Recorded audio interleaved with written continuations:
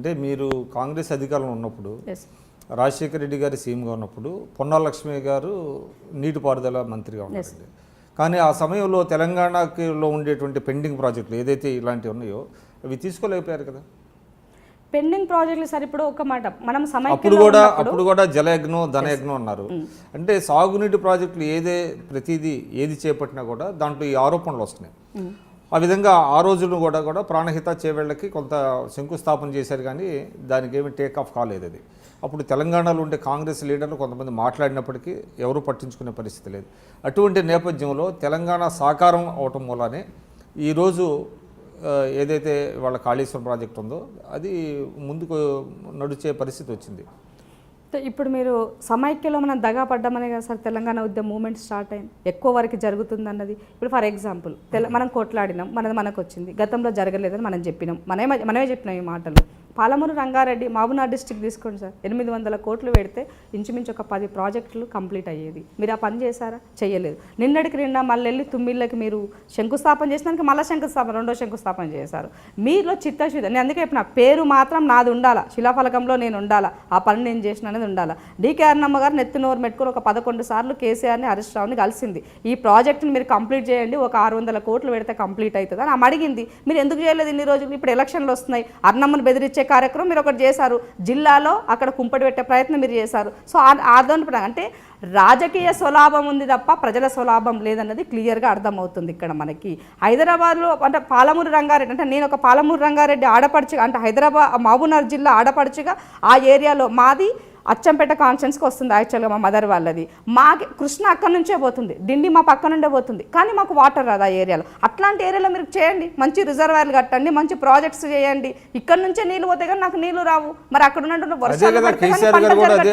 కేసీఆర్ గారు కూడా అదే మాట చెప్పారు. 11-12 టీఎంసీల వాటర్లోనే అంతా సర్దుకోవాల్సి వచ్చింది, కాంగ్రెస్ వాళ్ళు ఇన్ని దశాబ్దాలుగా దాన్ని పక్కన పెట్టారు అని అదే ఆయన విమర్శ, ప్రధానమైనటువంటి విమర్శ. అదే మీరు చెప్తున్నారు. అదే సార్, ఇప్పుడు మీరు చెప్పింది బాగానే ఉంది, మీరు చెప్పిన దాన్ని ఇంప్లిమెంట్ చేసే దాంట్లో మీరు సక్సెస్ అవుతున్నారని అడుగుతున్నా. 4 సంవత్సరాలు, ఇక మనకు ఎన్ని రోజులు సార్? ముందస్తు ఎన్నికలు అంటున్నారు, ఇంకా 6 నెలలే మనకు సమయం ఉన్నది. మరి మీరు చేయాలనుకున్నటువంటి చిత్తశుద్ధి ఉన్నటువంటి చిన్న ప్రాజెక్టులకి కొద్ది అమౌంట్ అయితే కంప్లీట్ అయ్యేదానికి కొంత ఆయకట్టు ఇంచుమించు ఒక 30 లక్షల ఎకరాలకు నీరు వచ్చి ఉండేది. మరి ఎందుకు చేయలేకపోయినారు సార్? మీరు ఆ ఏరియా ఎందుకు చేయలేకపోయినారు? మీరు చేయొచ్చు కదా. దాని మినిమంలో అంటే మీలో చిత్తశుద్ధి లేదు, ఏది చేసినాడు. ఎందుకంటే మహబూబ్నగర్ జిల్లా అంటే కొంచెం కాంగ్రెస్ పార్టీకి చాలా ఒక గట్టి అదిగా ఉంటుంది. మొన్న గెలిచినటువంటి సీట్లు కూడా ఎక్కువ నల్గొండ మహబూబ్నగర్ నుంచి వచ్చినటువంటివి. సో అట్లా ఉన్నటువంటి ఏరియాలో అది రావద్దు అంటే నేను ఏదో ఒకటి ప్రతి దాంట్లో రాజకీయ స్వలాభం. మీరు చెప్పేది ఉత్తర తెలంగాణ దక్షిణ తెలంగాణ అనే వివక్ష ఉన్న 100%. ఇప్పుడు మీరు ఏ ప్రాజెక్ట్ స్టార్ట్ చేయండి, ఏ స్కీమ్ స్టార్ట్ చేయండి, అది ఫస్ట్ ఎక్కడ స్టార్ట్ అవుతుంది? మెదక్ అన్న స్టార్ట్ అవుతుంది, కరీంనగర్ అన్న స్టార్ట్ అవుతుంది, నిజామాబాద్ అన్న స్టార్ట్ అవుతుంది. మరి మన దగ్గరికి ఎప్పుడైనా వచ్చింది సార్? ఈ ఏరియాకి వచ్చిందా? నల్గొండ మహబూబ్నగర్ జిల్లాల వైపుకి ఇటు ఈ వైపుకి వస్తే ఎక్కడ కూడా వాళ్ళకి ఈ తెలంగాణ పైన వాళ్ళకి లేదు. మొన్న పుష్కరాలు జరిగితే కూడా పుష్కరాల్లో కూడా వివక్ష ఎంత చూపించినారు? కృష్ణ పుష్కరాలు, గోదావరి పుష్కరాలు మీరు కంపేర్ చేయండి. బురదల్లో స్నానం చేసి బయటకు వచ్చినారు వెళ్ళినటువంటి భక్తులు. మీరు అంటే ఘాట్లు ఎప్పుడు కట్టినారు? కంప్లీట్ అయిపోయిన తర్వాత ఘాట్లు కట్టినారు. నీళ్ళే లేవు, నీళ్ళు లేని దగ్గర ఘాట్లు కట్టినారు. ఏం లాభం? ప్రజా ధనమని దుర్వినియోగం చేసినట్టే కదా అక్కడ.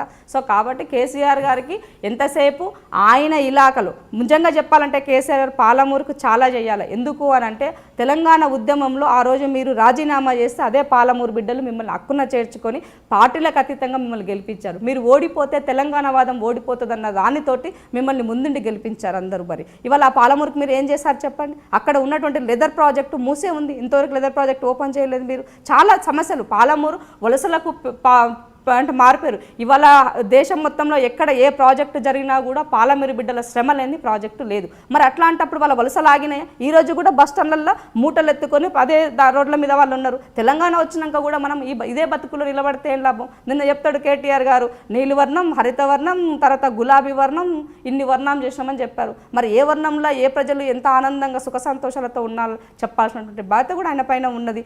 పేర్లు చెప్పడానికే సరిపోదు, ఆ యాస ప్రాస బాగుందని పేర్లు చెప్పడం తోటి వచ్చేదేం లేదు సార్. నిజంగా తెలంగాణ ప్రజలకు మీరు ఒకే రాత్రికి రాత్రే మిమ్మల్ని అద్భుత దీపం చేయట్లేదు. కొంతలో కొంతనన్నా 4 కోట్ల ప్రజల ఆకాంక్ష వరకు 50%, కొన్ని 40% ఏమైనా మనం రీచ్ అయ్యామా? మీరు ఆత్మపరిశీలన చేసుకోండి. మీ స్కీములు ఉంటే మీకు 40% కూడా సంతృప్తి పరచకుండానే ప్రజలు వాళ్ళ సర్వేల్లో 100 సీట్లు వస్తాయని తేలుతుందంటారా? ఇప్పుడు వాళ్ళ సర్వేలో సరే మేము కాంగ్రెస్ పార్టీ చేసిన సర్వేలో 70 సీట్లు ఫస్ట్ సర్వేలో మాది 60 సెకండ్ సర్వేలో 70 సీట్లు మాకు వచ్చినటువంటి దాంట్లో ఇప్పుడు ఆ మధ్యలో చేపించుకున్నాం సార్. ఈ మధ్యలో సర్వే నడుస్తుంది సార్, ఇంకా కంప్లీట్ కాలేదు అది. సో ఇప్పుడు మొన్న మేము చేసుకున్నది మా గ్రాఫ్ పెరుగుతుంది అని ఏ రోజు అయితే వచ్చిందో మా బస్సు యాత్ర అయ్యి ఉండొచ్చు, లేదంటే ప్రజల్లో తిరుగుతున్నటువంటి ఉద్యోగంతో మీరు తీసుకున్నటువంటి రిజర్వేషన్ల ఇష్యూ అయి ఉండొచ్చు, తర్వాత మహిళలకు సంబంధించిన ఇష్యూ అయి ఉండొచ్చు. రకరకాల ఇష్యూస్ పైన కాంగ్రెస్ పార్టీ ఎప్పటికప్పుడు స్పందిస్తుంది. దానివల్ల గ్రాఫ్ పెరుగుతుంది అని నమ్మినది. ముఖ్యంగా తెలంగాణ యువతకు ఉద్యోగాలు కల్పించలేకపోవడంలో నెంబర్ 1గా నిలబడింది తెలంగాణ. ఇవాళ యువతకు నిరుద్యోగంలో తెలంగాణ 3వ స్థానంలో, మనం ఇవాళ 3వ స్థానంలో ఉన్నాం. ఆ యువతను ఎందుకంటే ఉద్యోగంలో మనం వాళ్ళు నమ్మబలికాం. బిడ్డ మీరు పని చేస్తే రేపు తెలంగాణ వస్తుంది, మీకు ఉద్యోగం వస్తాయి, మీ బతుకులు బాగుపడతాయని ఆ రోజు మనం చెప్పాం. వాళ్ళ బతుకులు ఎక్కడ బాగుపడ్డాయి? జరగలేదు. సో అదంతా వ్యతిరేకత ఉన్నది. ఎందుకంటే ఒక ఎడ్యుకేటెడ్ పర్సన్ 10 మందిని ఎడ్యుకేట్ చేయగలుగుతాడు, నీవంటే ఏంది చెప్పగలుగుతాడు. వాళ్ళే వాళ్ళ అసంతృప్తిలో ఉన్నప్పుడు నీ ప్రభుత్వం సుఖ సంతోషాలతో ఎట్లా ఉన్నట్టు చెప్పండి మీరు. కాబట్టి ఆ దిశగానే ఇవాళ కేసీఆర్ గారు మళ్ళీ లేచి బయటకు పరిగెత్తి ఒకరోజు కూర్చొని 1 గంట సేపు ప్రెస్ మీట్ పెట్టి ఫ్రంట్ అని ఒకటి ముందుకు తెచ్చాడు. ఆ ఫ్రంట్ పేరుతోటి ఏమైంది? ఫ్రంట్ తుస్ అయింది, ఏం జరగలేదు జేడీఎస్ కాంగ్రెస్తో కలవగానే. సో ఆ నేపథ్యంలో ఆయన మళ్ళీ సర్వేను మొన్న రీసెంట్గా సర్వేను 100 సీట్లు అని పెట్టాడు. మరి 100 సీట్లు మీకే ప్రజలు పట్టం కట్టినప్పుడు ఎందుకు ధర్నాలు జరుగుతున్నాయి? ఇవాళ రేషన్ డీలర్లు రోడ్ల మీద ఎందుకున్నారు? ఈఎస్ఐ చేసేటువంటి ఎంప్లాయీస్ ఎందుకు రోడ్ల మీద నిలబడ్డారు? మహిళా సంఘాల వాళ్ళు రోడ్ల మీదకి ఎందుకు వస్తున్నారు? పింఛన్దారులు మాకు పింఛన్ రావట్లని రోడ్ల మీద ఎందుకున్నారు? మీరు అంతా బాగుంది కదా, అసలు ఎక్కడ ధర్నాలే జరగొద్దు, చాలా హ్యాపీగా కంఫర్ట్గా ఉండాలా, వీళ్ళంతా ఎందుకు అడుగుతున్నారు? రోడ్ల మీద ఎందుకు నిలబడ్డారు వీళ్ళు? సో మా వైఫల్యము మరి ప్రతిపక్షం వైఫల్యమా లేకపోతే అధికార పార్టీ వైఫల్యం అనుకోవాలా? 100% మీ యొక్క వైఫల్యాలు క్లియర్గా మనకు రోడ్ల మీద ప్రజల రూపంలో కనబడుతుంది. రేషన్ డీలర్లు ఏం తప్పు చేశారండి? మీరు చూస్తున్నారు ఐ డ్రీమ్ న్యూస్ని. మీరు చూస్తున్నది ఐ డ్రీమ్ న్యూస్. అంటే కళలని నిజం చేస్తూ ప్రజలకి నిజాలని కళల ద్వారా తీసుకొచ్చే ఐ డ్రీమ్కి మై బెస్ట్ విషెస్. మీరు చూస్తున్నది ఐ డ్రీమ్ న్యూస్. మీరు చూస్తున్నారు I dream channel. For more videos please subscribe I dream. మరిన్ని వీడియోల కోసం ఐ డ్రీమ్ని సబ్స్క్రైబ్ చేయండి. Please subscribe I dream. And I'm very much satisfied with the way interview went on. Kindly subscribe to I Dream. For more videos, subscribe to iDream. And loads of fun entertainment and content.